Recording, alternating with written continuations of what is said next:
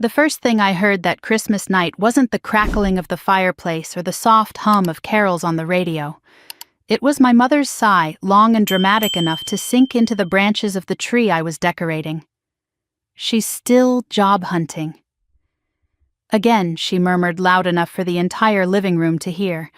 My father nodded like a judge agreeing with the verdict. "She just can't keep steady work," he added as he carved the ham with the solemnity of a man discussing national policy, not his own daughter's life. And then came the soft click of heels across the hardwood floor. My younger sister Lauren swirling her wine as she gave me a smile that wasn't quite a smile. "Some things never change," she said, watching me hang an ornament as though I were a child who hadn't learned how to grow up properly. And for a moment, everything, the blinking lights, the scent of pine, the hush of Vermont snowfall outside, felt exactly like every Christmas before it. Until the television volume surged behind me and a reporter's voice cut through the room. Coming up next. Breaking news. Mystery tech founder revealed as a local woman.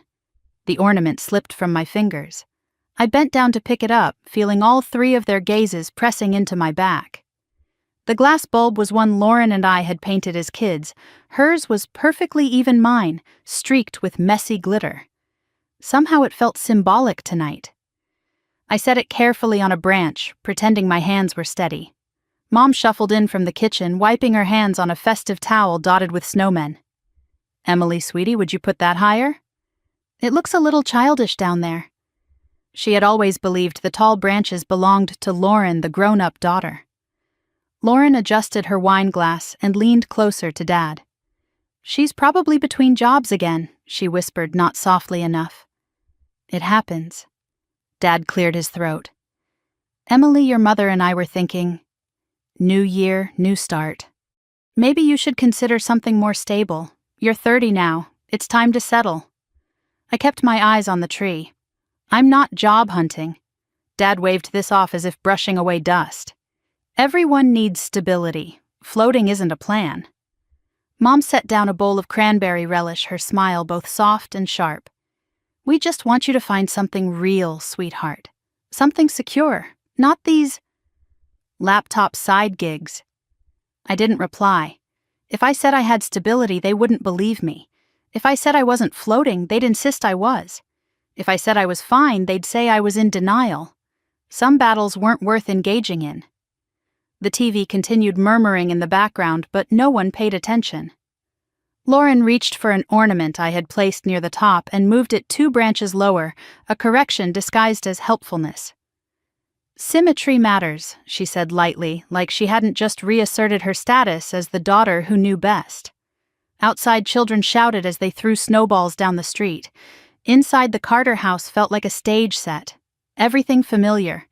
Everything predictable. Everything rehearsed. Thanksgiving had been the same argument, and the Christmas before that, and the one before that. The narrative had never changed. Lauren accomplished. Emily drifting. I stepped back from the tree. "Looks balanced now." Lauren smiled at her reflection in a silver ornament. "It does, doesn't it?" Dinner was almost ready, and Mom couldn't resist gathering information the way some people collected salt and pepper shakers. "Emily, honey, any plans for January interviews lined up? Something with benefits, maybe?" I gently rearranged the tree skirt. "No interviews." Lauren exhaled, shaking her head as if I were a disappointing coworker and not her own sister. "I can help redo your resume tonight," she offered. "I'm good at making things look credible." Dad raised his glass of cider. "Lauren is a perfect example of consistency. You should follow her lead." Mom beamed at Lauren with the kind of pride that could warm an entire winter. "Your sister always knows how to hold on to a job." Lauren's grin widened. "Well, someone has to be the reliable one." I didn't flinch.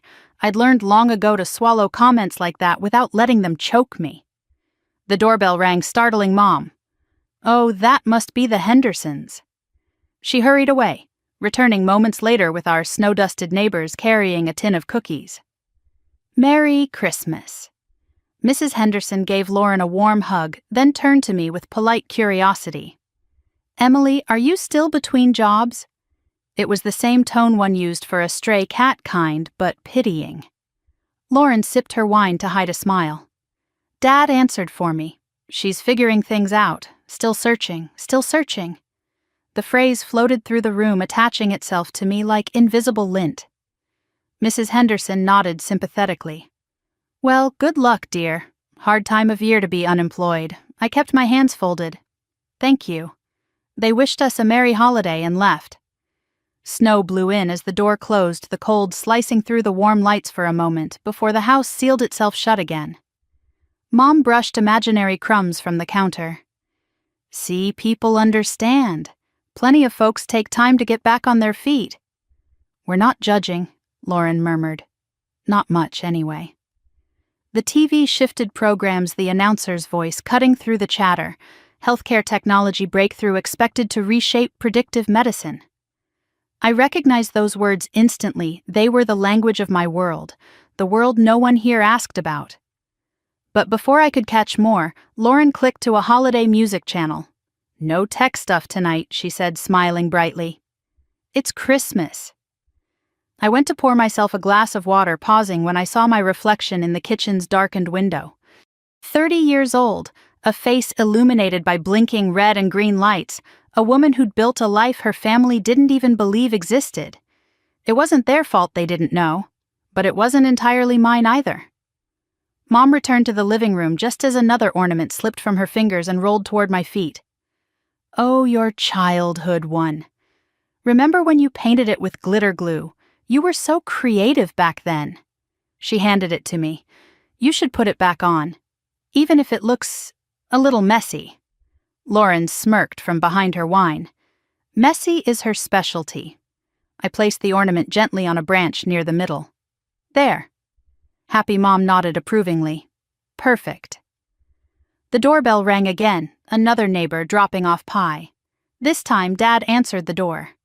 Merry Christmas, they said, stepping inside. Oh, we saw on the news earlier they're revealing some tech founder from Vermont tonight. A mystery woman. Imagine that. Lauren laughed loudly. Definitely not anyone in this house.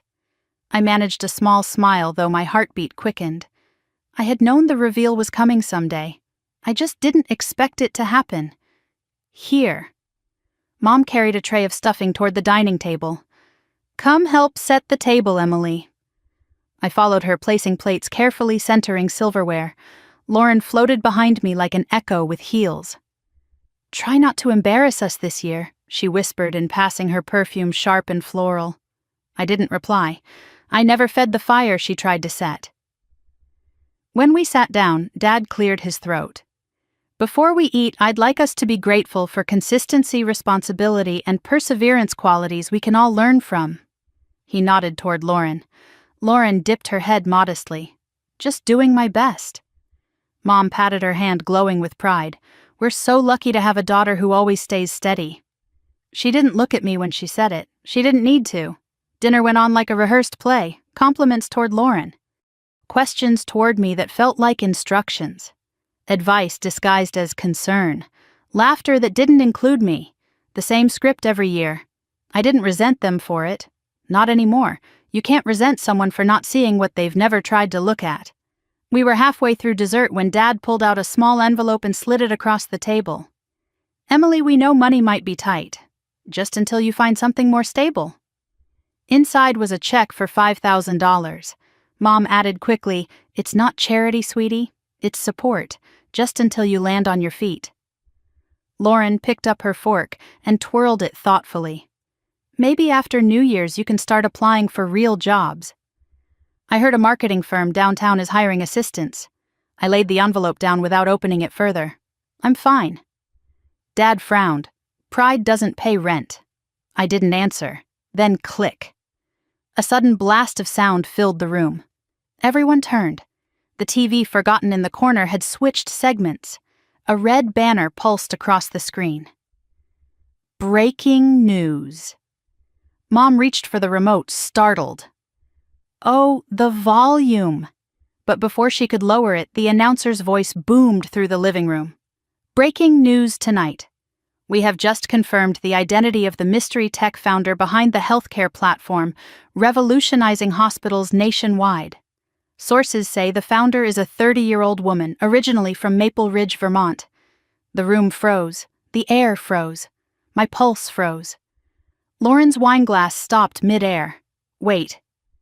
Maple Ridge Dad stared at the screen. Mom's face went pale. The anchor continued. We will reveal her name in moments. All three of them turned toward me at the exact same time. And for the first time that night I looked back. Dad was the first to speak, though his voice sounded as if it were traveling through water. Emily, did you hear that they said Maple Ridge? He looked at me the same way he used to look at bruised leftovers in the fridge, confused, cautious, trying to decide if something had gone bad without anyone noticing. Mom pressed her hand to her chest, her fingers trembling just slightly. It can't be anyone we know. Probably someone from the next town over. Someone successful. Her voice wavered on the last word. Lauren stood very still behind her chair, her face tilted toward the TV as if the right angle might change the reality forming in front of her. Do you know any tech people around here? She asked sharply, her eyes flicking between me and the flashing news banner. I held her gaze for a moment, then turned back to my glass of water. A few, I said softly. CNN's music played through the speakers like a countdown drum.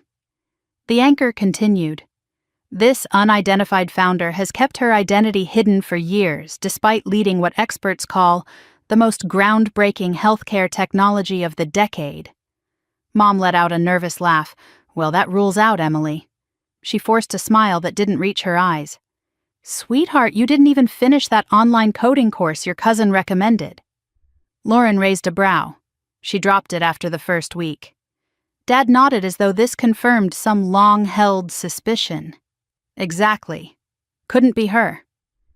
I looked down at my hands at the faint indentation on my ring finger from the years I spent typing 12 hours a day. It was almost tragic how perfect their narrative was, how airtight, how comfortable. Mom moved toward the remote. Let's turn this off. It's Christmas. We don't need depressing tech news. No, Lauren snapped. Leave it on. Her gaze sharpened like she just spotted the outline of a secret she didn't know existed. The anchor went on. The technology has already been adopted by major hospitals across the country, reducing ICU fatality rates by over 20%. Dad whistled. 20%. That's incredible. Lauren tilted her head. Didn't you once say you were consulting for hospitals? Emily, something about health data. Mom scoffed quickly. Baby Emily's freelance projects were small, very small. Let's not embarrass her with comparisons. I took a slow sip of water. Mom, you don't actually know what I do. She froze. The remote paused midair. Excuse me, Lauren gave a brittle laugh. Are we doing this again? The mysterious tech job? The laptop magic, Emily, please. We're trying to watch the news. The screen flickered as the anchor continued. Industry insiders say the founder built the first prototype alone, working from a small apartment before assembling a team. Many describe her as brilliant, driven, and unusually private. Dad shook his head. Sounds exhausting. Whoever she is. Mom finally lowered the remote and sat back down, gripping the armrest. Imagine the pressure. Imagine everyone counting on you. That's the job, I murmured. What was that? Lauren shot back. But before I could answer, the broadcast cut to an interview clip. A doctor in Navy scrubs stood inside a bustling ICU saying, if we'd had this technology 5 years earlier, we would have saved hundreds of additional lives. Whoever built this, they changed medicine forever. Dad leaned forward. Wow. Then, without turning his head, he asked me, do you know anything about this MedPredict? You mentioned something with predict once when you were between jobs. I felt the slightest tremor under my ribs. I mentioned it more than once, I said quietly. Lauren let out a scoff. Oh, please, she mentioned reading about it, not running it. The anchor returned on screen. We're moments away from revealing the founder's identity. What we know so far, she is 30 years old, a Vermont native, a former engineering student who left her corporate job to build MedPredict from the ground up. Dad paused. "Didn't you study engineering for a bit?" Emily's mom quickly interjected before she dropped out. "I didn't drop out," I said. "I transferred programs." Lauren waved a hand dismissively.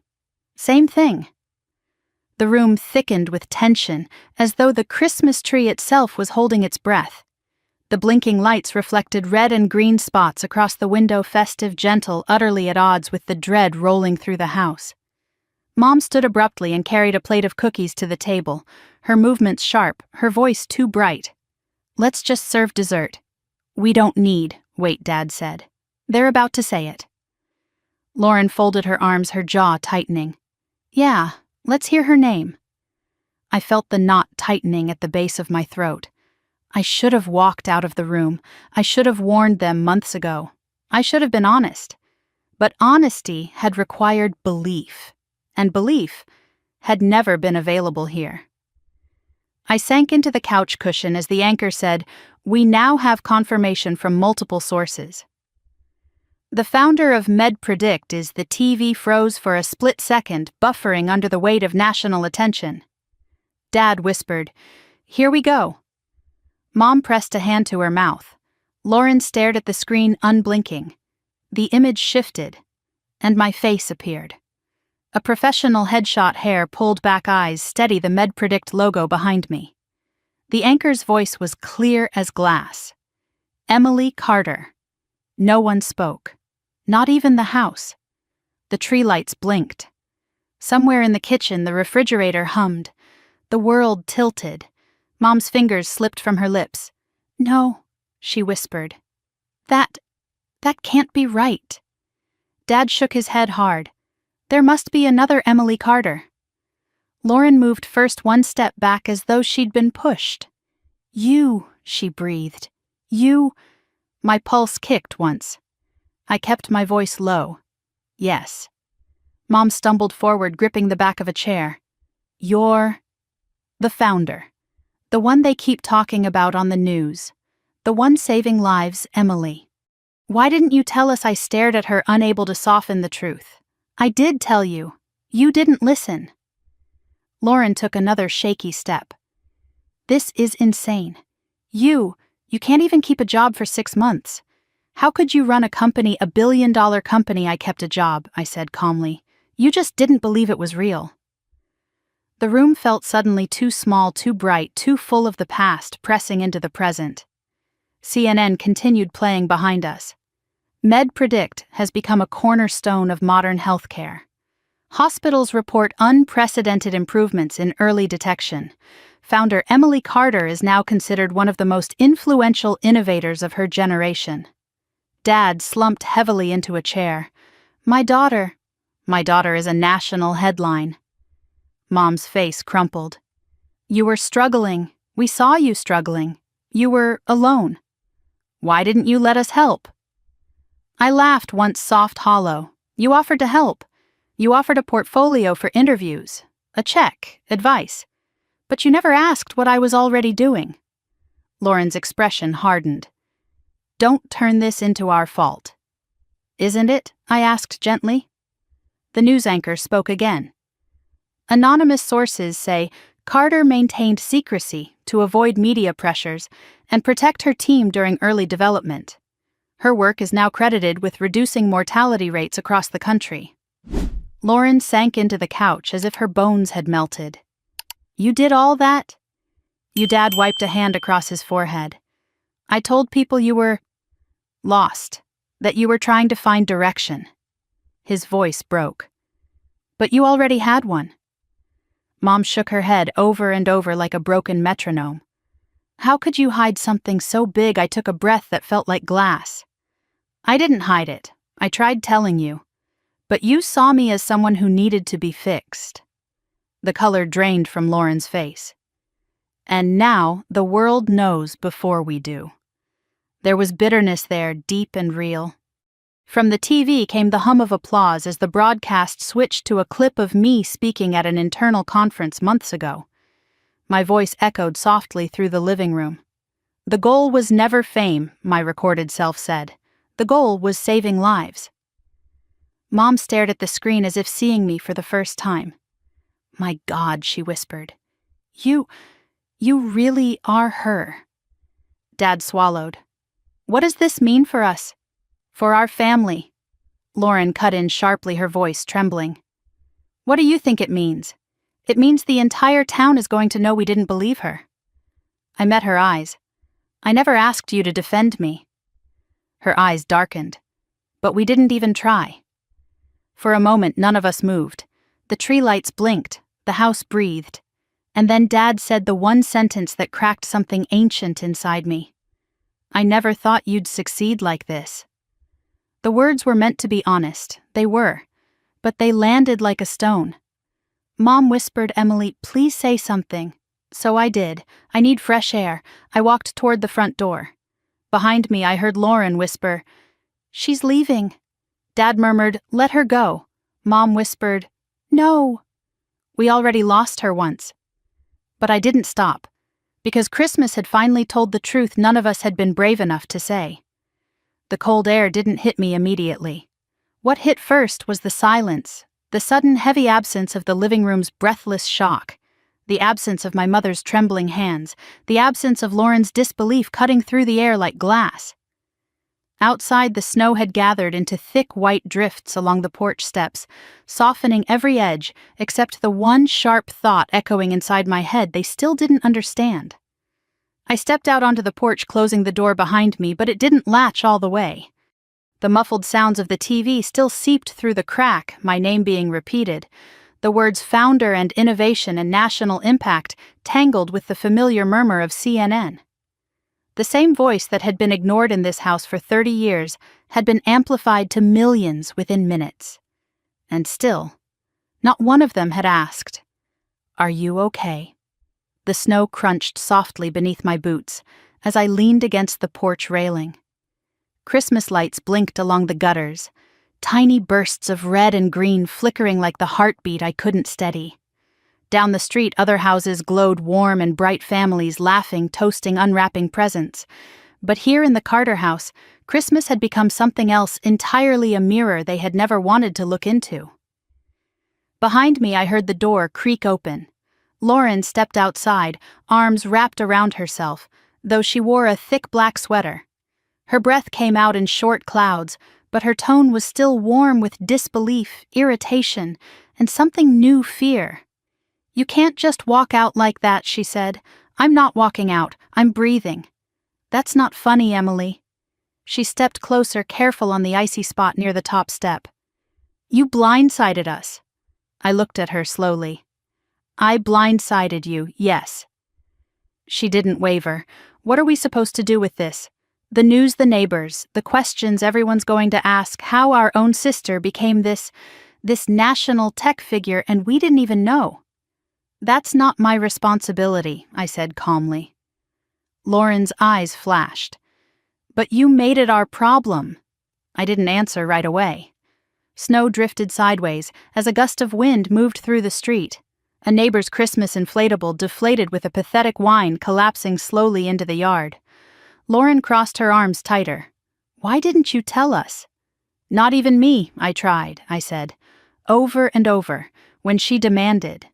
"When have you ever told us anything this big?" I looked at her, the way she stood tall, steady, polished, always ready to take the lead, always ready to correct, adjust, manage.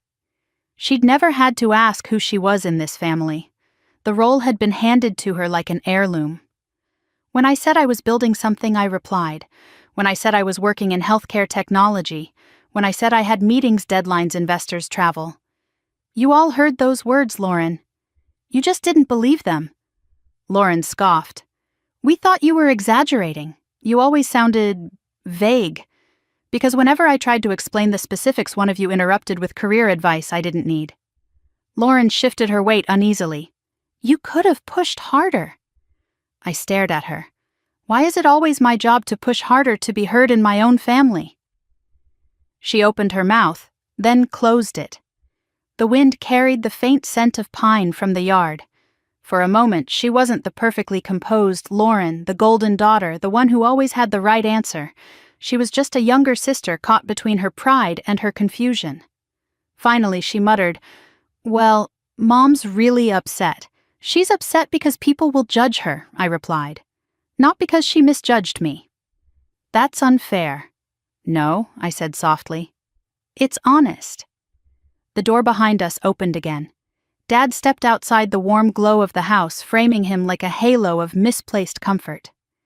He rubbed his hands together against the cold but didn't come down the steps. "Girls," he said, his voice low, "come inside." "It's freezing." Lauren moved to obey, but I shook my head. "I'll come in when I'm ready." Dad hesitated, the lines on his face deeper than I remembered. "We need to talk about this," he said. "All of us." Lauren looked relieved. "Yes, we do. We need answers." I met her eyes. "You're not ready for answers." Dad frowned. "Emily, don't be dramatic." I laughed under my breath. "You think this is drama?" CNN's muffled commentary rose behind us, credited with transforming emergency care, built the system from scratch, unprecedented accuracy. Lauren's jaw tightened. "It's surreal. Honestly, it feels like a prank. Like someone used your picture by mistake." A familiar ache spread through my chest. "You really believe that I don't know what to believe?" she said helplessly. "You never told us enough to build any picture at all." Dad stepped down one stair, hands in his pockets. "Why hide something like this?" "You're successful. Don't you think we would have been proud?" I held his gaze. "No. I think you would have been skeptical. I think you would have told me to be more responsible, more realistic, more stable. I think you would have warned me not to pursue something too risky. I think you would have told me to get a normal job." Dad opened his mouth, and the guilt flashing across his face confirmed everything. He didn't have to say the words. He had already said them for years. "That's not fair," Lauren whispered. "It's the truth," I replied. A patch of snow slid off the roof and landed softly beside the porch. The three of us watched it crumble in silence. Then Lauren said, "Mom's crying." I nodded once. "She doesn't like being wrong." "She's not crying because she's wrong," Lauren snapped. "She's crying because you kept this from her." I turned toward her. And how would she have handled it if I'd told her 3 years ago? Honestly? Lauren hesitated. "Well, she would have panicked," I said for her. "She would have tried to interfere. She would have begged me to come home and find something stable. She would have asked who was giving me money, if I was safe, if I was being scammed. She wouldn't have understood." Dad rubbed his forehead. "We were worried about you." "No," I said gently. "You were worried about the version of me you believed in, not the real one." Lauren swallowed hard. "You make it sound like we're villains." I shook my head. "You're not villains. You're just fixed in your version of me. And I grew without you seeing it." Inside the house murmured with the news broadcast again. This time I heard my own voice faintly from an old internal message clip being aired. Lauren stiffened at the sound. Dad's eyes widened. Hearing me speak with confidence, with authority, with clarity, hearing the daughter he didn't recognize made something shift in him. "Emily," he said slowly, "you sound different." That I replied is what I sound like when I'm not being interrupted or dismissed. The porch light flickered slightly in the cold breeze. Lauren's shoulders slumped. Dad sighed deeply. "Your mother and I? We may have made some assumptions." "That I was failing," I said. He winced. "That you were struggling. That you needed guidance." "What I needed," I said, "was respect." Lauren flinched as if I'd slapped her. Dad lowered himself onto the porch swing, exhaling as if the chair itself was carrying the weight of the realization settling into him. "We didn't know," he murmured. "I know," I said. "You didn't ask." Lauren wrapped her arms tighter around her ribs. "So what happens now? Now that the whole world knows, a gust of wind pushed snow against the railing." I looked out at the quiet Vermont street, once a symbol of where I'd come from now, the place where the old version of myself had finally been stripped away. "What happens now," I said, "is that all of you have to decide if you want to know me, the real me."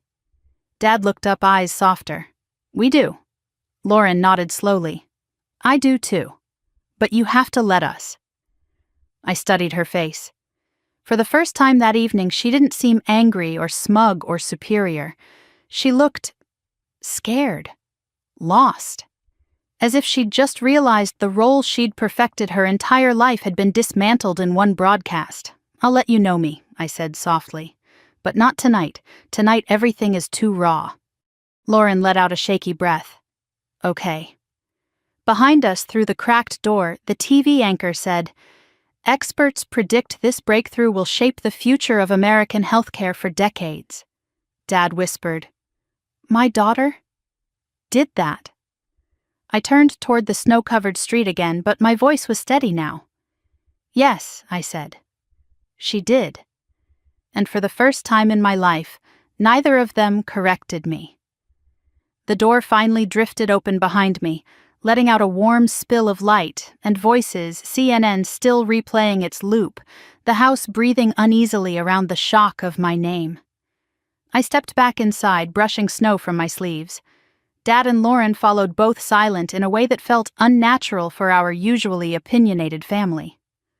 Mom stood in the middle of the living room, stiff as though she'd been holding her breath the entire time I'd been outside. On the TV, the anchor spoke with polished gravity. MedPredict, the healthcare AI platform credited with reducing ICU mortality nationwide, has fundamentally transformed the way hospitals handle emergent care. Its founder recently revealed as Emily Carter is considered one of the most private innovators in recent memory. Mom blinked at the screen, then at me, then back to the screen again. It was as though she was trying to reconcile two different universes and failing at both. The anchor continued. Reports confirm the founder is 30 years old, originally from Maple Ridge, Vermont. Lauren exhaled sharply, as if that detail alone had been the final nail in disbelief. "There really aren't that many of us from here," she muttered. Mom moved closer to the TV, hand raised slightly as if she might touch the glass. "That picture?" Her voice trembled. "Emily, that's you. They're talking about you." I didn't reply. I didn't need to.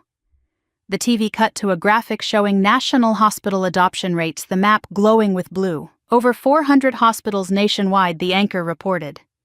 Medical centers from Boston to Phoenix confirm unprecedented accuracy in early detection.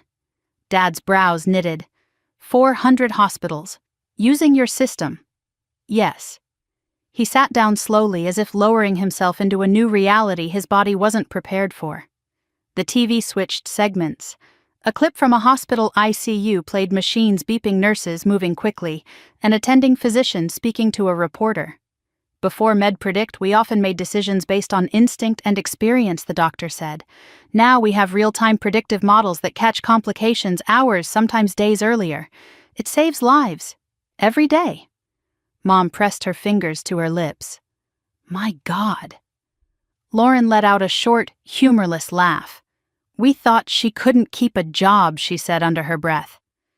Dad shot her a look, but the damage was already hanging in the air. The anchor spoke again, this time in a tone of controlled astonishment. According to internal reports, MedPredict's founder retained 72% ownership of the company, which currently values the firm at just over $2.6 billion. Mom swayed a little, catching herself on the arm of the couch. 72%, she whispered. That can't be right." Lauren stared at me, mouth slightly open. "Are you a billionaire?" I didn't blink. "On paper." She clutched the back of a dining chair as if the floor had suddenly tilted. "We gave you a $5,000 check." Dad groaned softly, burying his face in both hands. "God help me." The anchor wasn't finished. Carter's groundbreaking work has been compared to the early days of genomic sequencing and robotic surgery. Some experts believe her influence on healthcare may define the next generation of medical innovation. Mom backed up a little, almost tripping over the coffee table. "Why would you hide this?" Her voice cracked. "Why wouldn't you tell us? How could you carry something like this alone?" I looked at her calmly. "I wasn't hiding it. I was living it." "That's not an answer," she snapped, her voice sharp with panic. "It's the only answer," I replied. The TV transitioned to an interview clip with a data science professor from Stanford. Emily Carter's algorithm is arguably the most significant predictive model developed outside a federal institution in the last decade. Her approach to data architecture is both elegant and aggressively efficient. Lauren blinked. Aggressively efficient. She looked at me as if seeing someone else entirely. You, I tilted my head. Yes, me. She leaned back against the wall, lost. Dad finally looked up, his voice weary. Emily, I told the Hendersons you were between jobs. I nodded once. You told everyone that. He winced. Because I thought you were. A clip from an internal MedPredict meeting appeared my face on a giant screen, speaking to a room of engineers, analysts, and medical advisors. My voice resonated confidently through the living room speakers. Our priority is saving lives. Everything else is a distraction. Mom stared at the screen with an expression I couldn't name. Awe, confusion, hurt, pride, fear. All colliding at once. That's really you, she whispered. You speak like someone important, Dad murmured. She speaks like someone who knows exactly what she's doing. The anchor continued. Despite her anonymity, those who have worked with Carter describe her as focused, collaborative, and fiercely protective of her team. Lauren shut her eyes. This is unbelievable. I folded my arms. It shouldn't be. What's that supposed to mean? She demanded. That it wasn't unbelievable, I said softly. You just didn't want to believe it. Lauren stiffened. That is, the TV interrupted. Sources say Carter turned down an $800 million acquisition offer last year, opting instead to maintain control of the technology to ensure its mission remained altruistic. Dad's eyes widened. You turned down $800 million? Yes. He sank lower into the couch. I once argued with the bank over a $12 overdraft fee. Lauren put a hand to her forehead. I bragged last Christmas about my $10,000 year-end bonus. 10,000. And I was proud of you, I said sincerely. Lauren looked at me as if unsure how to absorb that. Mom finally broke. Emily, how could you let us sit here thinking you were struggling? How could you let us worry? My voice was steady. Because when I tried telling you I wasn't struggling, none of you believed me. Mom flinched as though I had struck her. Lauren frowned angrily. We believed what we saw. No, I said. You believed what you expected. Dad rubbed his jaw. Emily, you have to understand. This is a lot. I know, I said. It was a lot for me too. Mom's eyes brimmed with tears. All these years I thought you were lost. That you were floating. That you needed direction. What I needed, I said quietly, was support. She blinked hard. We supported you. No, I corrected gently. You tried to guide me into being someone you understood. That's not support. That's control. Dad inhaled sharply, but he didn't disagree. The TV shifted again, now showing MedPredict's Boston office.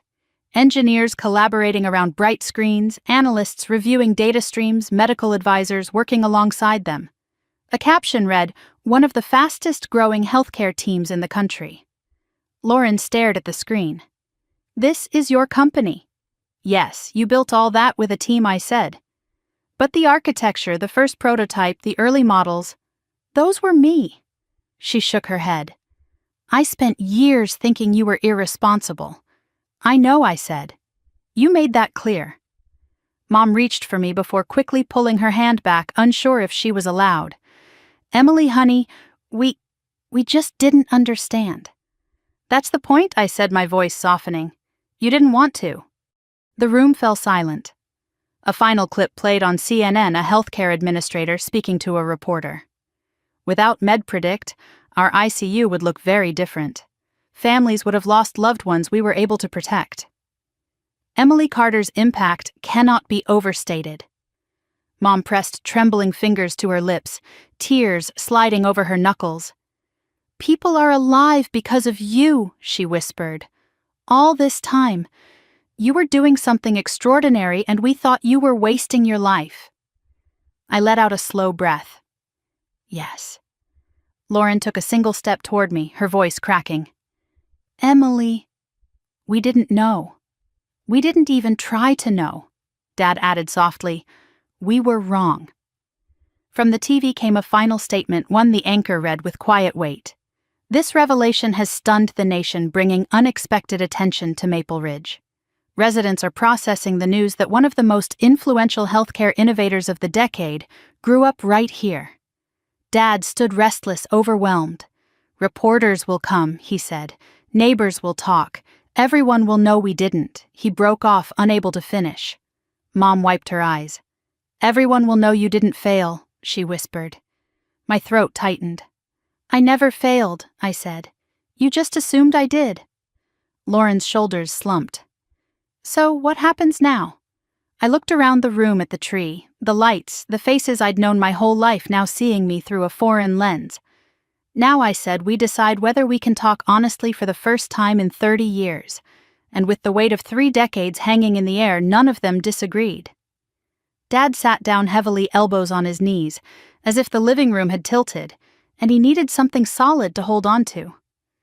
The Christmas tree lights flickered across his face, casting shifting patches of green and red that made him look older than he had an hour ago. Lauren hovered by the window, arms folded tight, her expression caught between defiance and disbelief. Mom stood in the center of the room, wringing the hem of her sweater until the knit stretched out of shape. Silence took a seat with us, thick and uninvited. I remained by the doorway, not fully inside the room, not fully out, exactly where I'd lived in this family for most of my life. CNN continued playing my name, repeated in a loop that felt surreal even to me. Dad finally spoke. We need to understand this. His voice was low, gravelly. All of it. Because right now, I don't even know what's real. Mom nodded, breath unsteady. Yes. How did we miss this? How did we not know? She looked at me as though I had gone missing years ago and returned as someone unrecognizable. Lauren crossed her arms tighter. I want to hear her say it, she said sharply, from her own mouth. Not from TV, not from some reporter. I want to hear it from her. I met her eyes and said nothing. Dad gestured toward the couch. Come sit down, Emily. Please. I hesitated, then stepped forward, choosing a single cushion on the far end of the sofa. The house felt different now, the way a familiar melody sounds different once you finally hear the harmony underneath. CNN showed a graphic of my company's growth curve, rising in sharp angles that had taken years of long nights and quiet victories to build. Mom flinched every time the screen flashed my name. Dad took a shaky breath. Emily, this company, MedPredict. You run it, yes? You're the lead, the founder, I said gently. He stared. You, yes. He scrubbed a hand down his face, muttering, My God. Lauren paced a short line near the window. So, all those times you said you were busy with the team or working on predictive models, you weren't just making it sound more important than it was. I looked at her steadily. No. And when you said hospitals relied on you, you weren't exaggerating. Noam Lauren's laugh came out thin and fractured. I thought you were just using big words to make your freelance stuff sound impressive. Mom shot her a warning glance, but Lauren ignored it. Emily, what exactly? Dad faltered. What exactly does MedPredict do? CNN answered before I could. On screen, an ICU physician explained MedPredict evaluates real-time patient data to detect complications before they become life-threatening. It has saved thousands of lives. Dad's head dropped into his hands. Thousands, Mom whispered. Sweetheart. You saved people. She took a tentative step toward me. You did this. I let out a quiet breath. I didn't do it alone. But I built the foundation. Lauren's expression hardened again. Then, why? Her voice cracked. She swallowed, steadied herself. Why didn't you tell us? Why keep us out? I looked at her, feeling the familiar ache return, the one that had built itself inside me for decades. Because when I tried to tell you, you cut me off. You corrected me. You gave advice instead of listening. Mom shook her head, horrified. That's not true. We listened. No, I said softly. You heard. Hearing isn't the same as listening. Lauren's mouth opened, then shut. Her arms hung limply by her sides. CNN continued its relentless narration. Carter's early work was rejected by investors who underestimated her abilities. She persisted, developing prototypes on her own before assembling her first team. Dad whispered, "Rejected by who? Everyone," I said. At first. Mom looked stricken. "And you didn't tell us you were struggling." "You wouldn't have understood," I replied. "And I couldn't afford your doubt on top of everyone else's." Mom's breath hitched. "Doubt? We never doubted you." I held her gaze. "You doubted me every time you told me to be more like Lauren." Lauren flinched as though I'd hit her. Dad opened his mouth to protest, but closed it again, slowly, guilt settling like dust across his features. CNN shifted to another segment. A healthcare analyst explained, "The founder's anonymity has been puzzling. She avoided conferences, interviews, and public recognition. Colleagues describe her as intensely private." Mom whispered, "Private? We thought you were hiding because you were failing. I was hiding because I was building." Dad exhaled sharply through his nose. "You should have told us." "I tried," I said again. Lauren stepped forward, her voice rising in volume. When did you tell us something even close to this? When I said I was leading a team. When I said we got a funding round. When I said I was meeting with hospitals. When I said the CDC reached out." My voice stayed calm, measured. "You laughed. You called it exaggeration." Lauren's face went red. We thought you were trying to feel important. I was trying to be honest," I said quietly. Mom sank into a chair. "We were so wrong." Dad nodded. "About everything." The room went still. Even the TV seemed quieter, as if acknowledging the gravity settling between us. Then CNN delivered the final blow. The impact of Carter's work is projected to extend globally. Experts predict her model will shape healthcare for decades. Mom's shoulders crumpled. "You changed the world? And we thought you were unemployed." I looked down at my hands. "I didn't need you to be proud. I needed you to believe me. And you didn't." Lauren swallowed hard. "Emily, please don't make this about us being villains. We just didn't know." I lifted my eyes to hers. "You didn't want to know." The silence that followed wrapped around us like a winter storm. Mom broke first. She stepped forward slowly, hands trembling. "Emily, please, say you forgive us." I shook my head gently. "I can't forgive something you don't understand yet." Her face fell. Dad rubbed his chest as if trying to ease a tightness there. "We deserve that." Lauren looked away, jaw-clenched, tears gathering despite her effort to hide them. CNN shifted again this time, showing my old apartment, my first office where I'd built the early models. Seeing it on screen made something inside me twist. It was strange to have the world know corners of my life my family had never cared to ask about. Lauren's voice broke the moment. "Emily, all this time I thought I was the one achieving things. Promotions, ratings, bonuses, things I thought mattered." Her breath hitched. "But compared to this, compared to you." "This isn't a competition," I said gently. She looked at me with wet eyes. "It always felt like one." Mom moved closer to Lauren, resting a hand on her arm, but Lauren brushed it off. "No, Mom, we need to hear this." She looked at me again. "Did you hate me for being the favorite?" I shook my head. "No. I hated the way our roles were decided before either of us had a chance." Lauren pressed her lips together until they whitened. Dad murmured, "We didn't realize we were doing that." "I know," I said. "That's the problem." Mom covered her face with her hands. "We thought we were protecting you." "By assuming I was weak?" I asked softly. She flinched but didn't look away. "That's what hurt," I said. "You all saw what I wasn't, but none of you ever asked who I was." Dad nodded slowly. "We're seeing it now." The TV buzzed louder suddenly, as if reclaiming the room. "Carter is expected to speak publicly within the next 24 hours, the anchor announced. Mom turned to me quickly, eyes wide. Speak publicly. What does that mean? Are you safe? What if people come here? What if I held up a hand? Mom, breathe. She swallowed and lowered her hands. Dad looked toward the front window where the curtains were slightly parted. People will show up, reporters. They might, I said. Lauren's anxiety spiked. And they'll know we didn't know anything. They'll think we were terrible. I looked directly at her. If you want people to believe you weren't terrible, then maybe start by not being terrible. Her eyes widened, then lowered. Okay, she whispered. Okay. No one spoke for a long time. Dad finally stood. Emily, we were wrong. We were small-minded.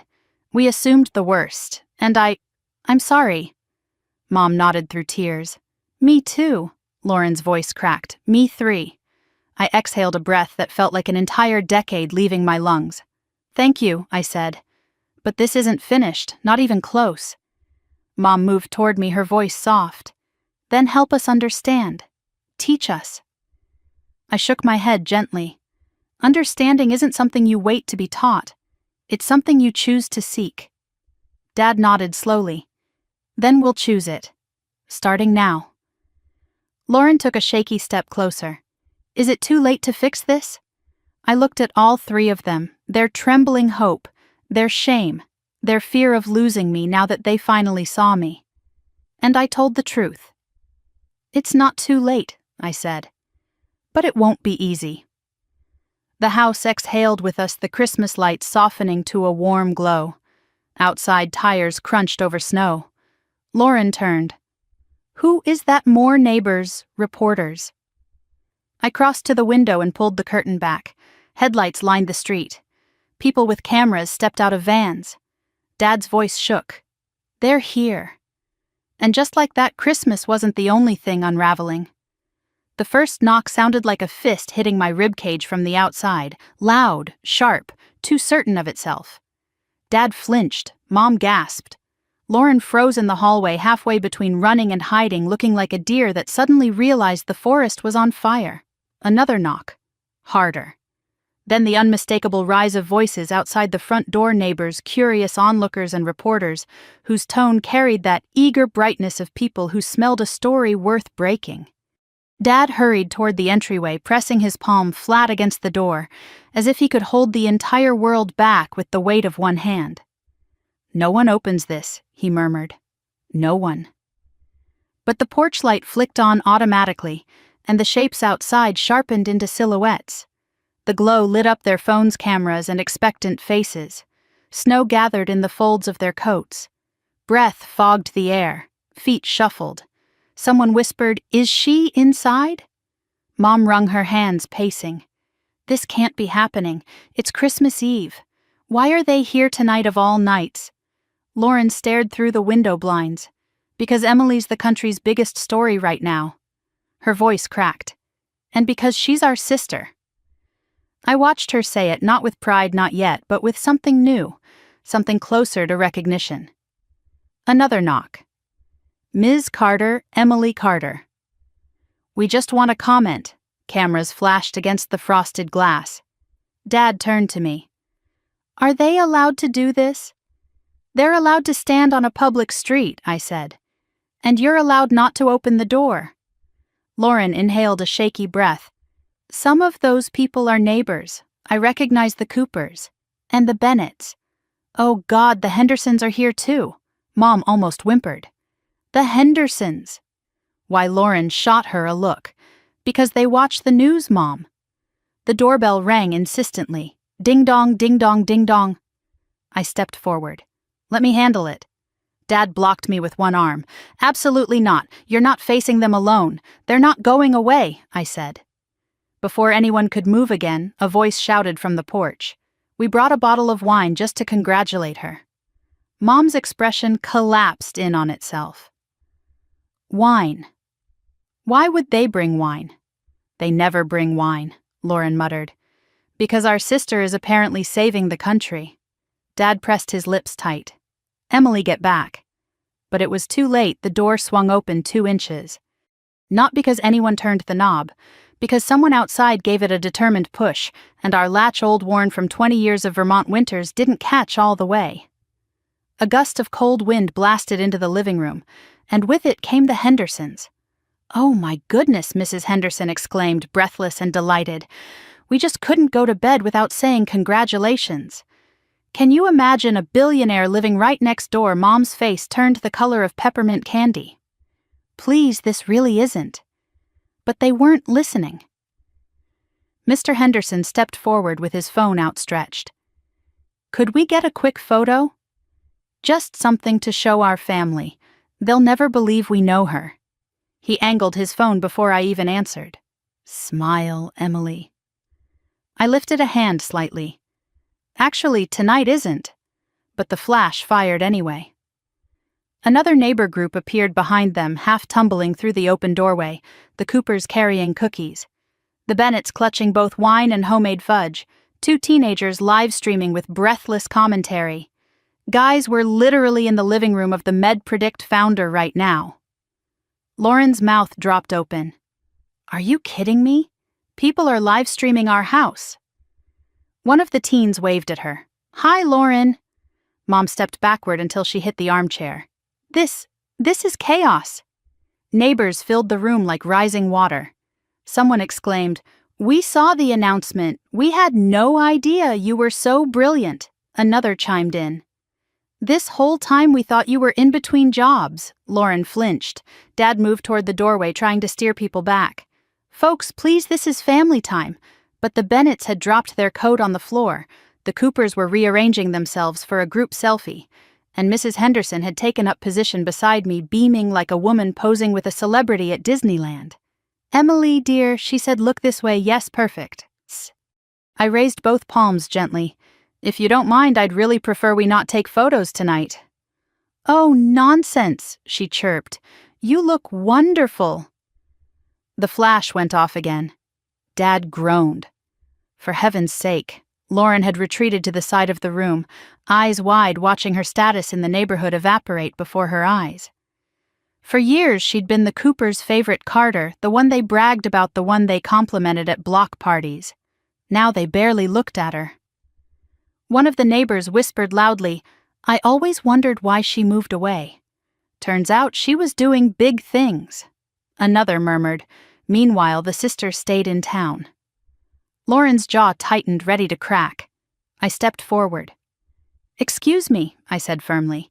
"I'm grateful for your congratulations, but this is still my parents' home. They didn't sign up for all this." The room quieted a bit as I spoke. For the first time, I could feel the authority I used at work, steady, calm, immovable, settle into my voice here. In this house where I'd always been the smallest version of myself. "I know you're all excited, but please respect their space tonight." A few people shifted awkwardly. The Coopers mumbled apologies and stepped back toward the door. The Bennetts lowered their bottle of wine. Even the live-streaming teenagers paused long enough to say, "Oh, sorry, Miss Carter." Lauren's eyes softened in surprise. It was the first time she'd ever seen me take command of a room that wasn't a conference space. But not everyone left.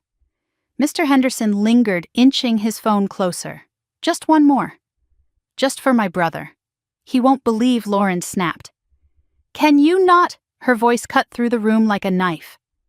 She said no. Mr. Henderson blinked. "We're just excited, sweetheart."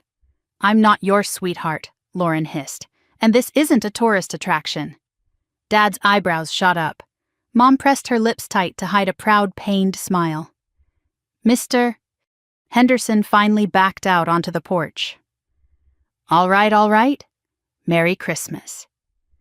The door closed behind them, leaving behind a trail of melting snow and rattled breaths. Dad locked the door, slowly, twice. The house fell quiet again, but not peacefully. This was the hush after a storm clears, when everyone surveys the wreckage and tries to decide what it means. Lauren turned toward me, her cheeks flushed, her voice trembling. "Why did you do that? Do what? Protect them. Protect us." She motioned toward the window where the last neighbor was leaving.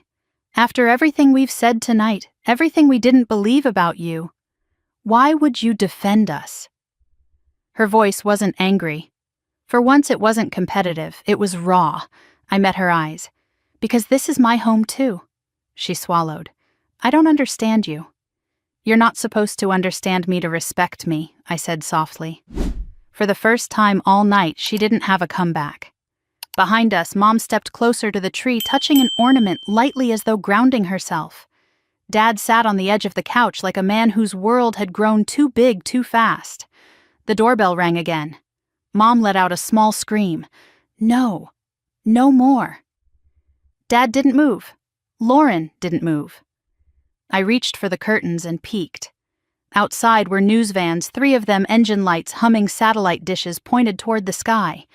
Reporters were stepping out. One pointed toward the house. Oh God, Lauren whispered. They're multiplying. Mom grabbed the edge of the tree. What do we do, Emily? What do we do? I turned toward them, feeling something inside me shift, like the moment a puzzle piece clicks into place after years of being forced where it never belonged. We don't talk to them, I said. We don't give a statement. We stay calm. Mom nodded desperately. Yes, okay, calm. Calm is good. Dad stood. Do they need to leave? Should I call the police? Should we? They're allowed to be on the sidewalk, I said, just not on our property. More voices drifted in from outside. Emily. Emily Carter. Can we speak to you for a moment? Lauren flinched again, then whispered, They really want you. I nodded steady. They want the founder of MedPredict. Dad frowned. Aren't you the same person? I smiled softly. You're asking an important question, but it's not one I can answer tonight. Mom took one step toward me, hesitation trembling in her fingers. Are you frightened? No, I said truthfully. I'm just done hiding. As if on cue, a reporter called out, Emily, we'd love to get a photo of your family. Lauren pressed both hands to her forehead. Oh God, no. Dad groaned. Absolutely not, Mom whispered. People will think we always supported you. For the first time all evening, I reached out and touched her arm. They'll think whatever narrative they want, I said, but we get to decide what's true from here on. A long breath left all 3 of them at once. Behind the door, the crowd shifted again. Dad looked toward the stairs. Girls, maybe we should move to the back of the house. Mom nodded. Yes, let's go somewhere quieter. Lauren didn't move. She just stared at me, her expression soft and bewildered. You protected us, she said again, this time barely above a whisper. I nodded once. That's what family should do. Her eyes filled suddenly, unexpectedly, and she turned away, hiding the fact that for the first time in her life, she was crying because of me rather than in spite of me. I didn't say anything. There would be time for that later. The house felt strangely hollow once the neighbors finally drifted away, leaving behind melted snow on the floorboards, and a quiet thick enough to choke on. Mom closed the curtains with trembling hands. Dad double-checked the locks. Lauren stood near the staircase, arms wrapped around herself, eyes still glossy from earlier. And I stood in the center of the living room beneath the soft, blinking lights of the tree, the same tree we'd decorated earlier that night, when everything still felt familiar, predictable, safe. Now the room felt like a confession booth. No one spoke at first. It was as though each of them hoped someone else would start. Someone else would name the thing we'd been orbiting for years without touching. Finally, Mom exhaled shakily and stepped closer to me. Emily, she whispered, I don't even know where to begin. I lifted my chin slightly. Then start anywhere. She looked desperate, unsure, hurt. I am so sorry. We didn't know you were doing something this enormous. Mom, I said evenly, you're sorry because the news said it was enormous. Not because of how you treated me before that. Her eyes widened with pain. That's not true. It is, I said softly. If I'd failed, you would have said you saw it coming. But because I succeeded suddenly, you want to know why you didn't see it. Her breath hitched. Emily, you weren't interested in seeing me, I continued. Not really. Dad cleared his throat as if the words stung him too. Your mother just wanted what was safe for you. I turned my gaze on him. Safe or small? He opened his mouth, then shut it again. The truth had always been easy to swallow in this house, but only when it was convenient. Hearing it spoken aloud raw and unpolished made all three of them look smaller somehow. Mom wrung her hands in her sweater. We doubted the world, she insisted weakly. Not you. No, I said quietly. You doubted me every time you compared me to Lauren. You doubted me when I said I was working on something important. You doubted me when I told you not to worry. She flinched like each sentence was a blow. Dad spoke next, his voice rough. We didn't think you'd succeed. Not because we didn't love you, but because your dreams felt impossible. I closed my eyes for a moment, letting the sting settle, letting the honesty cut where it needed to. That's what hurts, I whispered. Not that you didn't understand what I was doing, but that you didn't think I was capable of doing it. Lauren shifted her weight guilt, clouding her features. Emily, she said hesitantly, you make it sound like we were intentionally holding you back. I shook my head. Not intentionally. But sometimes unintentional wounds cut the deepest. Her lips parted, then pressed together again. I stepped closer to the fireplace, letting the warmth touch my hands. I didn't keep MedPredict a secret because I didn't trust you, I said. I kept it private because this house was never a place where I could dream out loud.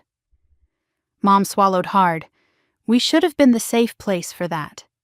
You weren't, I said simply. And pretending you were doesn't change anything. Silence bloomed again. Heavy. Necessary. Then Mom moved toward me slowly, like approaching a wild animal she wasn't sure wouldn't bolt. Why didn't you try harder to make us understand, she asked, voice barely above a whisper. How many times I replied, can you explain something to people who don't want to hear it? Dad bristled. We did want to hear. No, I said. You wanted a version of me that fit the story you'd already decided was true.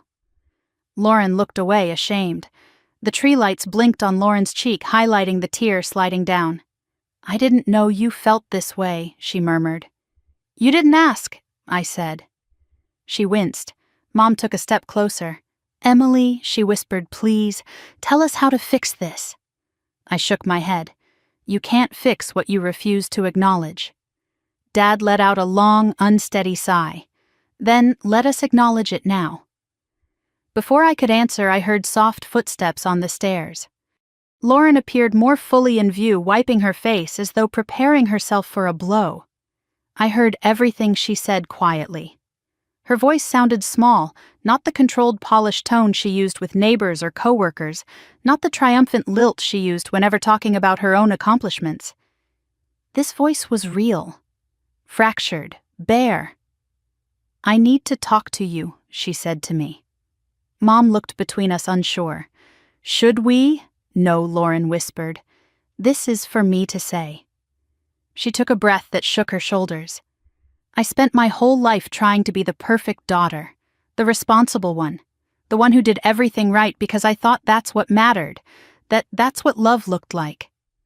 I watched her carefully. Lauren. No, she said again, holding up a trembling hand. Let me finish. She moved closer, standing only a few feet away. When you left home, when you went off chasing whatever you were building, I didn't just think you were irresponsible. Her voice softened. I thought you abandoned me. My brows lifted. Abandoned you. She nodded.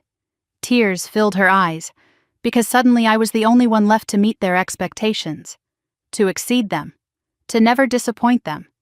And every time I succeeded, they still found a way to bring you into the conversation. I blinked. They compared you to me all the time, she said bitterly. Mom would say, if only Emily were more like you. But then turn around and tell me, maybe you should try being more imaginative like Emily. Dad would praise my promotions, but then say, Emily always had potential we just haven't seen yet. She let out a ragged breath. I wasn't the favorite. I was the replacement for a dream they had for you. I felt something shift inside me, an old resentment loosening, making room for something else, something quieter. I had no idea, I said. Of course you didn't, she replied. You were gone, building something I couldn't understand. Something they didn't understand. But I was still here trying to be everything you weren't thinking that would make me enough. She covered her face briefly, then lowered her hands. And then tonight. Everything I worked for just crumbled. Everyone was looking at you, talking about you. And I realized how small I felt. How small I've always felt. I never wanted to compete with you, I said gently. She laughed through a sob. No, you didn't. But I did, she wiped her cheeks. And I'm sorry. For every time I mocked you, for every time I dismissed you, for every time I assumed you were failing so I could feel like I was winning. My voice softened. We were both hurting. She shook her head. But you were hurting alone. And I don't know how to forgive myself for that. I stepped forward. Forgiveness isn't supposed to happen all at once. She looked at me with something like relief. Then, can we start over? I hesitated, searching her face, the sincerity, the mourning of her own past, the reaching for something better. Yes, I said finally. We can try. She nodded, tears falling again. Then her phone buzzed. A new message appeared on her lock screen, bright in the dim room. From Aunt Denise. I saw it before she could turn the phone away. What did Emily do to overshadow you this time? Lauren scrambled to hide it, but the damage was already done. I inhaled slowly. That I said quietly is why things won't heal overnight. Lauren closed her eyes, mortified. I know. That's why I want to change. Mom stepped forward, her voice gentle but strained. Girls! But I shook my head. No, this is ours. Lauren wiped her face one last time and nodded. For the first time tonight, the air felt clear, not healed, not whole, but honest. And honesty, after 30 years, felt like a beginning. Dad was the one who finally broke the fragile silence that had settled after Lauren's confession. He cleared his throat, the sound rough and uneasy, and rubbed his hands together like he was preparing to lift something heavy. Emily, he said quietly, I think we should all sit down. Mom nodded, eyes still shiny with tears. Lauren tucked her phone into her pocket as if burying her old self with it, then wiped her face and moved toward the couch.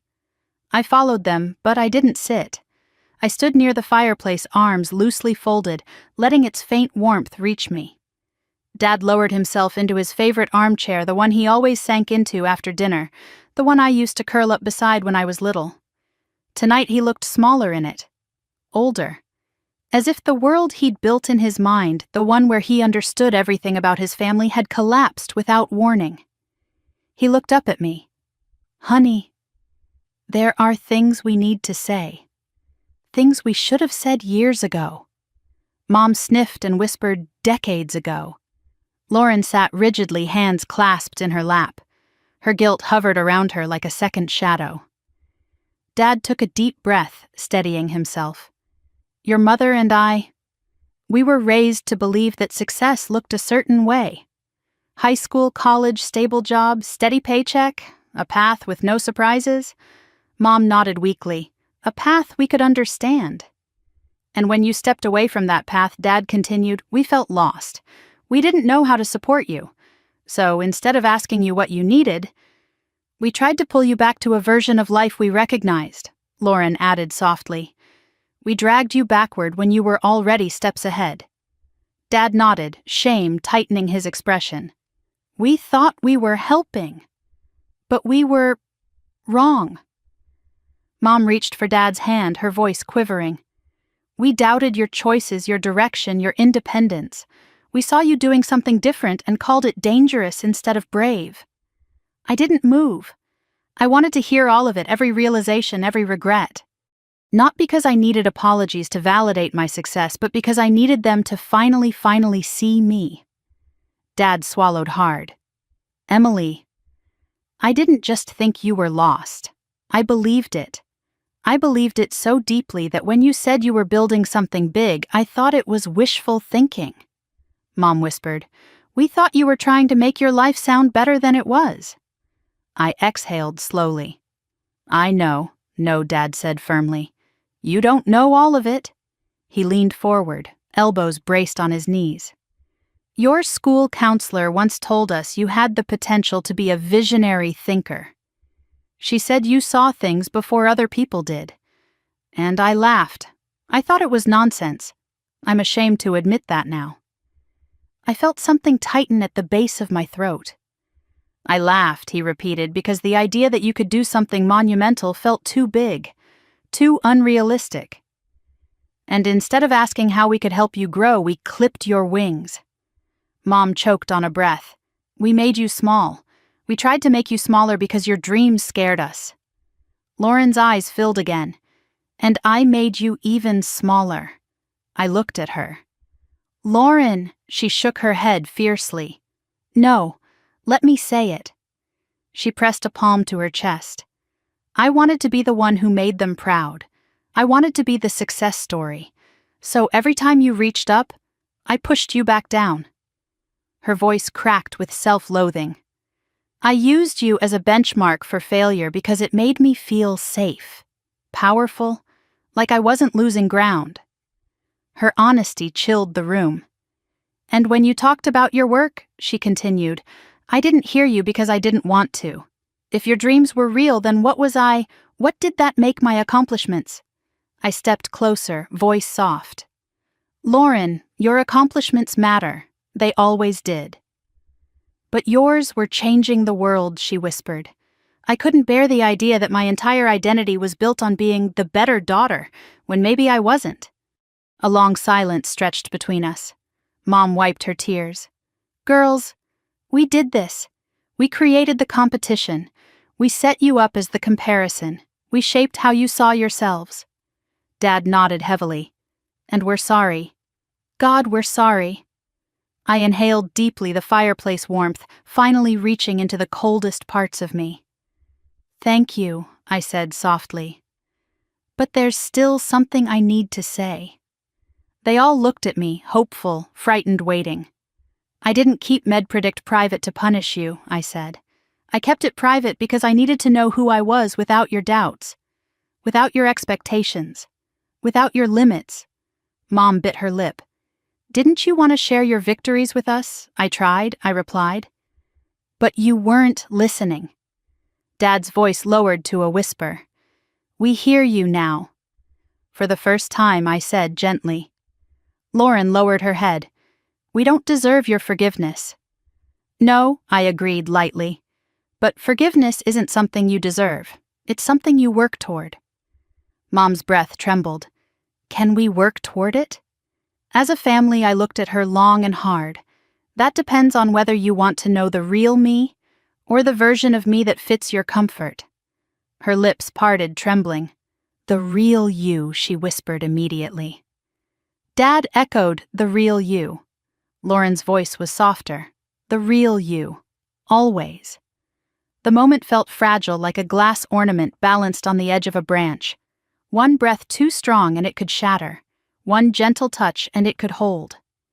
Before any of us could speak again, a news segment cut sharply on the television. Developing now, a reporter said urgently, "Sources confirm that MedPredict leadership is preparing an official statement regarding the founder's identity. Investors and healthcare executives nationwide await clarification following tonight's unprecedented reveal." Dad blinked. "Investors, executives, tonight." Lauren looked at me. "Emily, is this real? Like, your company needs you right now?" I nodded slowly. "Yes." Mom stood quickly, panic rising. "You have to speak to them. They need to know you're okay." I shook my head. "That's not how it works. Before anything goes public, I need to coordinate with my team. With PR, with legal. This isn't just a family situation, it's a national one." Mom's hand flew to her mouth. "National," Lauren whispered. "You're really that important?" "I'm important to the work," I corrected gently. "Not to the spectacle." Dad frowned at the TV. What happens if you don't respond quickly? The markets move, I said. Partnerships shake, people speculate. And your team? He asked quietly. They'll be overwhelmed until I stabilize things. Mom stepped closer. Emily, you don't have to handle all of this alone. I gave her a small, tired smile. I've handled it alone for 3 years. Lauren looked at me, really looked at me. Is that what being brilliant feels like? No, I said, honestly. That's what being underestimated feels like. The clock struck midnight. Christmas morning. Not one of us moved. Then Dad stood bracing his hands on his knees. Okay, he said softly. Tell us what you need from us right now, whatever it is. Mom nodded. Anything, truly, anything. Lauren stepped beside them. We're here. We're finally here. I stared at the 3 of them, finally unified in something other than doubt. And for the first time tonight, I felt the very beginning of something tender. Something I hadn't felt from them in a long time. Belief. Dad waited for me to answer his question what I needed from them, but for a long moment I didn't know how to respond. Not because I lacked words, but because the weight of everything finally began settling inside my ribs. The noise outside had quieted to a low murmur. The world beyond our windows buzzed with speculation, camera flashes, and heated discussions about my identity, my work, my future. In here, though, the air felt strangely intimate, like we were caught in the stillness between 2 storms. I need to call my team, I finally said. I need them to know I'm okay. Mom nodded immediately. Of course, use the kitchen, we'll give you space. But I shook my head. No, stay. You need to hear this too. Lauren moved closer to Dad, uncertainty flickering across her face. She was used to conference calls, status updates, client meetings, but this was something different. This was the inside of the world she never bothered to imagine I belonged to. I stepped toward the counter and pulled my phone from my pocket. Notifications flooded the screen, missed calls, messages, Slack alerts, emergency emails from PR, and a dozen texts from investors asking for a statement. My COO Lisa had sent 7 urgent messages. Call ASAP. CNN is doubling down. WSJ wants an official quote. We need a strategy. Where are you? I hit the call button. It connected instantly. Emily. Her voice shook with relief and panic all at once. Are you safe? I'm fine, I said. I'm at my parents' house. Oh, thank God. We've been trying to reach you for hours. Everything's exploding. The servers are getting hit with a huge spike. Twitter's losing its mind. Investors want a response. The board is meeting unofficially in the morning. This reveal changes everything. I know, I said quietly. Dad straightened at the seriousness in my tone. Mom clutched the back of the chair. Lauren looked between us like she was watching a foreign film without subtitles. Lisa continued, We need to finalize a statement tonight, and we've drafted options for a press appearance. But first we need you to decide how public you're willing to be. She paused. Because after CNN's coverage, you may not get to stay private anymore. I paced slowly, feeling all 3 of them watching me. Lisa, I said we'll do a press conference tomorrow morning. Short, controlled, 5 questions. No exclusives. 5, she echoed, disbelief sputtering through the phone. That's okay. Yes, we can work with that. But investors will want more. They can wait, I said, and the board. They definitely can wait. I heard her exhale. You sound calm. I looked at my family, still frightened, still unsure, but present in a way they hadn't been in years. I'm calm, I said softly, because I'm finally not hiding. There was a long pause on her end. All right, she said. Send me your exact travel time. And text me when you're leaving town. I'll coordinate security and prepare the team. Good, I said. Thank you, Lisa, Emily, she added gently. I'm proud of you. I know this isn't what you wanted, but you built something extraordinary. My chest tightened. We built it, I said. This isn't just me. She laughed quietly. Humility, even when trending worldwide. Now go do what you need to do. I'll be here. I hung up. The silence afterward was thick again, but different than before. Less accusatory. More reverent. Dad cleared his throat. "You sound like a CEO." His voice held a strange mix of awe and sorrow. "I am a CEO," I reminded him gently. "I know," he said. "But hearing it, watching it, it makes it real." Lauren stepped forward. "You make huge decisions like that every day, yes. And you're good at it." I tilted my head. Would the country be in a panic right now if I wasn't? Her lips parted in surprise. She didn't argue. Mom approached me slowly. "So, tomorrow morning you'll be speaking to the entire nation, yes." She reached up and touched my arm tentatively, as if afraid I might fade away. "Will you be safe?" She whispered the question like a prayer. "I'll have security," I said. "We've used third-party specialists before. This won't be any different." Dad frowned. "But you'll be in front of cameras, reporters, people who just..." He faltered. "People who didn't know you were you."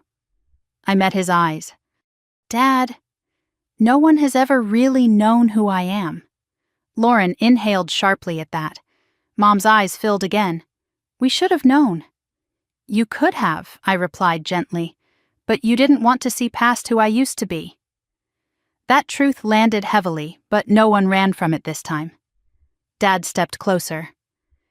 "Emily," he said quietly, "I can't pretend to understand your world. Not the tech, not the investment stuff, not any of it." He placed a hand on my shoulder. "But I understand this. You are stronger than I ever realized.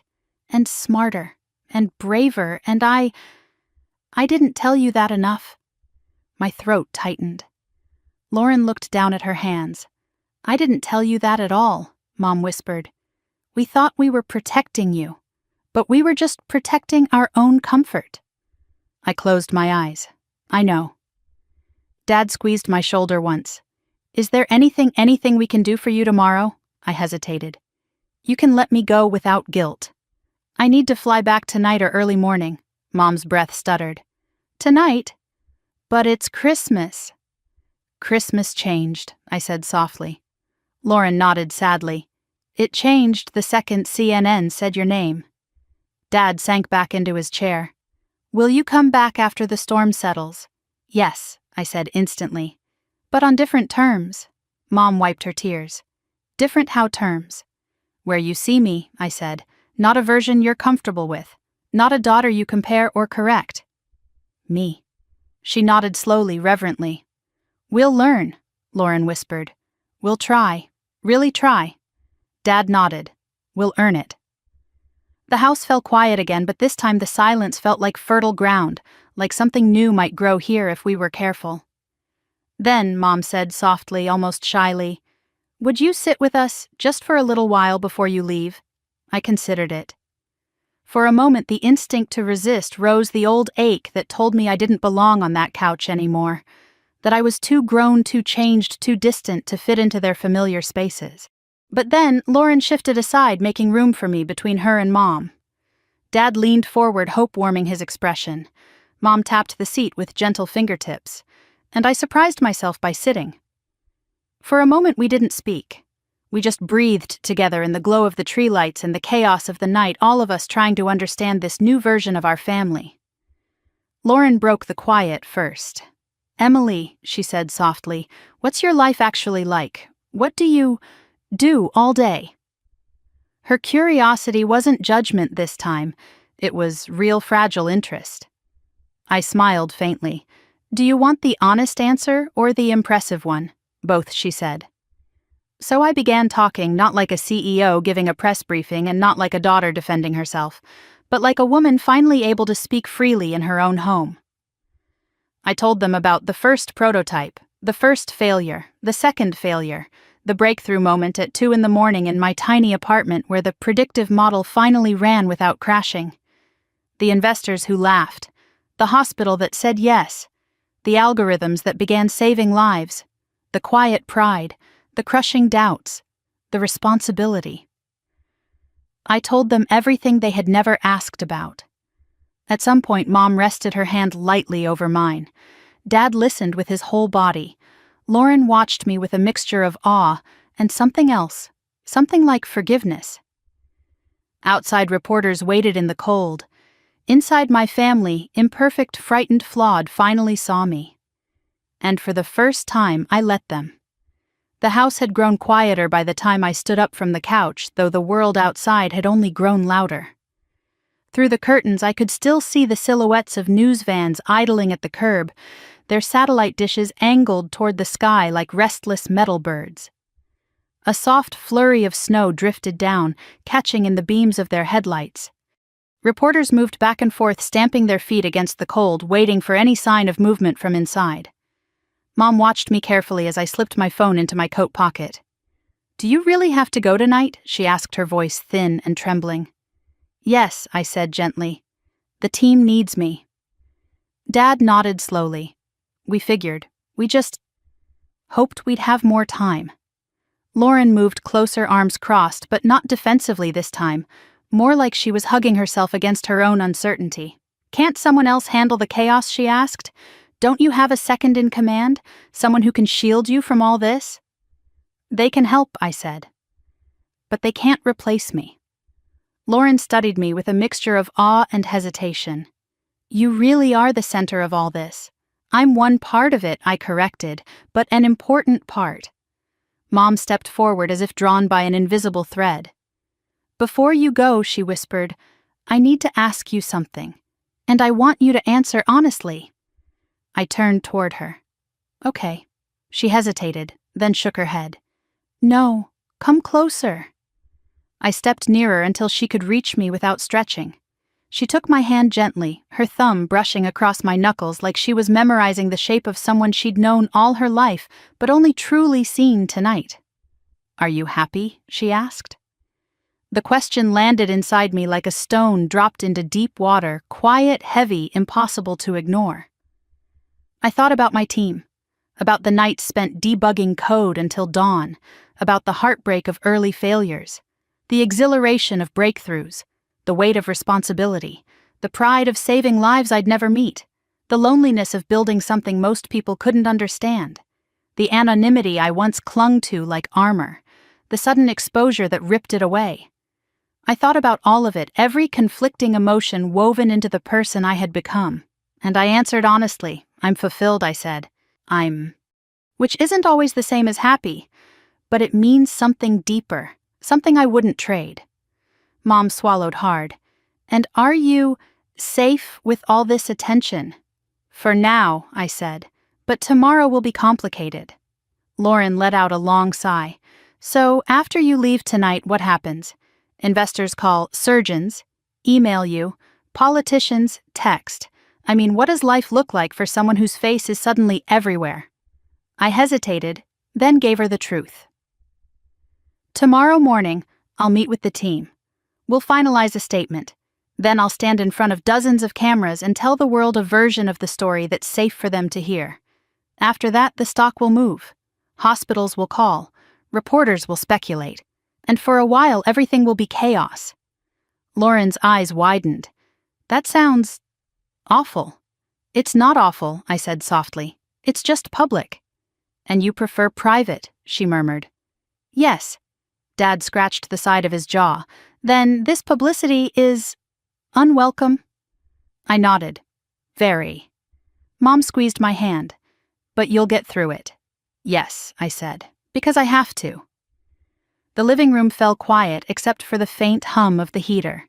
The Christmas tree lights blinked steadily beside us, warm, small reminders of a holiday that had transformed into something unrecognizable. Dad stood suddenly. "Come with me." I followed him to the corner of the living room, where a tall wooden cabinet stood with double glass doors. Inside were books, framed photos, and keepsakes spanning decades. He opened the doors and reached up to the highest shelf where a thin, dusty box lay tucked between old yearbooks. He brought it down slowly, carefully, like it contained something fragile. "I've been saving this," he said quietly. "I meant to give it to you years ago. But I didn't think you'd want it." He handed me the box. Inside was a notebook worn soft-backed, filled with my handwriting from middle school, pages and pages of my earliest algorithm sketches, pattern diagrams, notes about ideas I didn't yet know would shape the rest of my life. "I found it when we cleaned out your room," Dad said. "I kept it because I thought it was special, even if I didn't understand half the squiggles in there." My breath caught. Dad. He met my eyes, guilt and pride warring in his expression. "I didn't tell you I kept it because it didn't fit the story I told myself about you. The one where you were confused, lost, searching." His voice cracked. "But the truth is, this notebook scared me, because I realized even back then you were headed somewhere I couldn't follow, somewhere bigger. And instead of supporting you, I tried to hold you down, to keep you close to the ground where I understood you." Emotion tightened my chest. "Dad, I was wrong," he whispered. "I was wrong in ways I'll regret for the rest of my life." Before I could reply, Mom wrapped her arms around him from the side, and Lauren stepped closer, placing her hand on his shoulder. I held the notebook, feeling its weight, feeling the years I spent trying to convince them who I was, only to discover they'd seen glimpses all along and turned away. I closed the box gently and tucked it under my arm. "Thank you," I said softly. Dad nodded. "It belongs with you." The grandfather clock in the hallway chimed one soft note, another hour passing, another shift in our little universe. I checked my phone. "I need to start packing," I said. Mom inhaled sharply. "Packing." "You weren't planning to stay the night I shouldn't," I said. "The longer I wait, the harder tomorrow becomes." Lauren stepped forward. "Can I stay with you while you pack?" I nodded. "Of course." We climbed the stairs together. Each step felt like walking through a memory of childhood. The squeak on the 7th stair, the family photos lining the wall, Lauren's trophies, Dad's fishing trips, Mom's garden snapshots, none with me. Lauren noticed my eyes linger. "We should add new ones," she said quietly. "Ones that include you." "We can," I said. My old bedroom was exactly as I left it, plain soft lavender walls. A desk too small for the developer, I'd become a bookshelf filled with novels I reread when the world felt too tight. Lauren helped me pull my duffel bag from under the bed. "Emily," she said gently, "can I ask you something without you getting upset?" I raised an eyebrow. "You can try." She hesitated. "When all this calms down, when you're back to your life, will you still want us in it? Or was this the last Christmas we'll spend together?" The vulnerability in her voice surprised me. I zipped the duffel halfway. "Lauren," I said softly, "tonight didn't break us." She blinked. "It didn't." "No," I said, "tonight exposed us, and exposure is painful. But it's also honest." Her breath shook. "So you'll come back, I will," I said. "But when I do, I need a family that sees me, not a family that assumes things about me." She nodded slowly, wiping a tear. "We'll try, I promise." I put a hand on her shoulder. "Trying is enough right now." We went back downstairs. Dad stood by the front door with his coat on, though he wasn't going anywhere. Mom held out a thermos hot tea she'd prepared while we were upstairs. For the drive, she whispered. I took it carefully. "Thank you." Dad cleared his throat. "We'll walk you to the car." "Dad, you don't have to step outside with all those reporters. We're not hiding," he said firmly. "Not anymore." Lauren grabbed her coat. Mom pulled on her boots.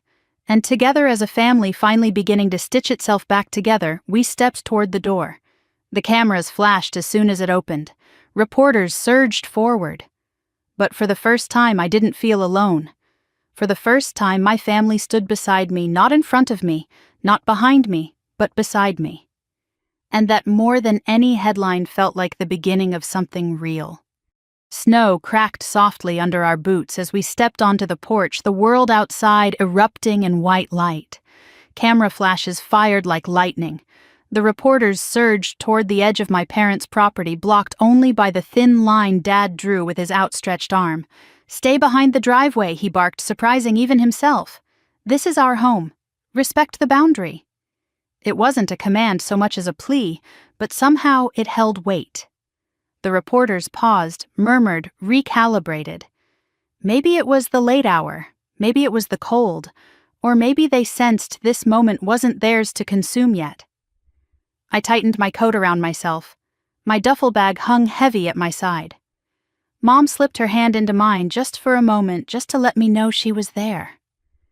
Lauren stood slightly behind me, chin lifted, protective in a way I'd rarely seen from her. "Ms. Carter," a reporter shouted, "can you make a statement about the leaked identity reveal? Are you flying back to Boston tonight? Is MedPredict preparing emergency communication for investors? Is it true you developed the early models alone? Do you feel betrayed by the leak? Is your family involved in your company?" Dad lifted his arms again. "Enough, not tonight." His voice cracked with something raw and newly awakened. The reporters hesitated. Snow fluttered over their jackets, sticking to the edges of their cameras. Behind them, the news vans hummed, blue lights strobing across the snowbanks. I stepped forward, not onto the sidewalk, but close enough that my breath fogged in the cold air between us. I didn't raise my voice. I didn't need to. Tonight, I said, "I'm here with my family, that's all." The stillness that followed was almost reverent. Even the cameras felt quieter, as if listening. Then I added, "Tomorrow morning at 10, I'll answer your questions." A collective inhale rippled through the crowd. "That's all for now," I said, and I stepped back toward my family. Mom's eyes shone with relief. Dad's shoulders dropped. Lauren let out a breath she'd been holding for minutes. The reporters didn't push further. Maybe they respected the boundary. Maybe they sensed something sacred in the night air. Or maybe exhaustion dulled their ambition. But they stayed back as we walked to my car. My old dented, reliable Honda Civic Frost dusting the windshield, a lonely little island in a sea of snow and television lights. It looked almost comical, considering what the world suddenly believed I was worth. Dad chuckled softly. "I guess you didn't splurge after all." I smiled. "I splurge on research servers, not cars." He nodded toward the Civic. "It suits you." Mom brushed snow from the hood. "It's humble," she said. "Like you." I opened the trunk and placed my bag inside. The cold sank into my hands, numbing my fingers. Lauren stepped beside me, arms tucked tight around herself. "Promise me something," she whispered. I turned. "What? Don't disappear." "I'm not disappearing, no," she said, shaking her head. "I mean, don't disappear into that world where we can't reach you. Don't shut us out again, even if we deserve it." Her vulnerability cracked open something deep inside me. "I won't," I said, "but I need you to meet me halfway." She nodded quickly. "We will, I will." Mom hugged me next. It wasn't the quick, polite hug she used to give. This one lingered. She tucked her face into my shoulder and exhaled like she'd been holding her breath for years. "I'm proud of you," she whispered. "Not because the world is proud of you, but because you built something good, something that helps people." "I just wish I had seen you sooner." I wrapped my arms around her. "Thank you, Mom." Dad didn't hug me right away. He held my shoulders, studying me in the porch light. "You always were extraordinary," he said quietly. "We just weren't ready to see it." "It's okay," I said. "No," he insisted. "But it will be." Only then did he pull me into a hug, strong, awkward, emotional, in a way I had never felt from him. Snow clung to his coat. His breath fogged against the cold. And for a moment everything felt both familiar and brand new. Finally I stepped back. "Time to go," I said. Lauren nodded. Mom wiped her eyes. Dad cleared his throat. They stood together on the driveway, a family rebuilt in pieces, over one impossible night as I opened the driver's door. Before I got in, Lauren spoke again. "Emily, yeah." Her voice softened. "Come home next Christmas, even if the world's watching us again."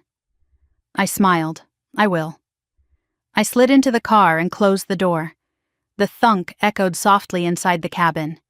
For a moment I just sat there, hands on the wheel, watching my breath cloud the windshield. My family stayed in my sight until I started the engine. The reporters moved aside as I backed out, their cameras raised but respectfully silent. When I rolled down the window a few inches, snowflakes drifted in. "Drive safe," Mom called. "Call us when you land," Dad shouted. Lauren cupped her hands around her mouth. "And Emily?" She hesitated. "We believe you, all of you." My chest tightened. I nodded once and drove away. The headlights cut through the snow-covered road, guiding me toward the highway, and the life waiting for me beyond Maple Ridge. The night was quiet, the sky clear except for the drifting flakes. For the first time, the anonymity I'd lost felt less like a burden and more like a shift, an invitation to step into the next version of myself. A version who wasn't hiding. A version who wasn't underestimated. A version who could finally be whole. As I merged onto the empty highway, my phone buzzed with a message from Lisa. "Press room secured. Team ready. We'll get through this. Proud of you." Then another message from Mom. "We love you. We're sorry. Come home safe." Another from Lauren. "You're not alone anymore." And for the first time all night, I let myself breathe fully. The world would be waiting in a few hours, curious, relentless, hungry for answers. But for this small stretch of quiet highway, in the soft glow of my dashboard lights, I allowed myself to feel something simple and rare. Hope. If you enjoyed this story, please take a moment to like the video, leave a comment sharing your thoughts, and subscribe for more powerful emotional storytelling. Your support helps us bring more meaningful stories to life, and it means more than you know.